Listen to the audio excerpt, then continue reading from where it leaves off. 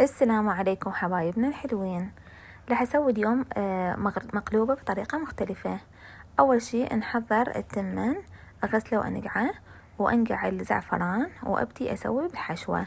أول شي أستخدم زيت قليل وأشوح اللوز، يعني بس مجرد أحمصه، وبعدها ورا ما يتحمص اللوز نفس الطاوة أو نفس الزيت أحمص الكشمش وأضيف فوقه بزالية. أحاول بزالية مرسين تكون مرسين هي الوحيدة المستوية، يعني ما أحاول يعني ما أسلقها. وبعد ما جهزت أبزل الرز، أنا طبعا بس أبزل الرز، ما أسوي طريقة تطبيق. أسوي الحشوة لحم وبصل والبهارات المذكورة يمكم. أحاول أستخدم نوم بصرة وملح والبهارات المذكورة. أستخدم دهن جنة كلش طيب طبعا ويا التمن، وأضيف الزعفران من جهة واحدة فقط حتى يكون تمناية بيضة تمناية صفرة.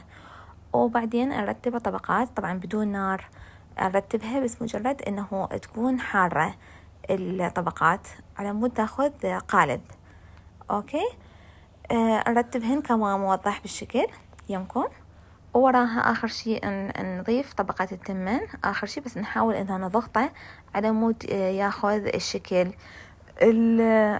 الموضح بالصورة.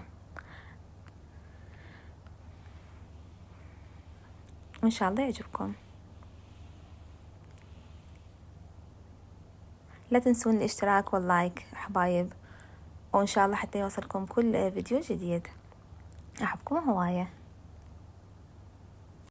وفعلوا جرس التنبيهات وشاركوا الفيديو لكل صديقاتكم.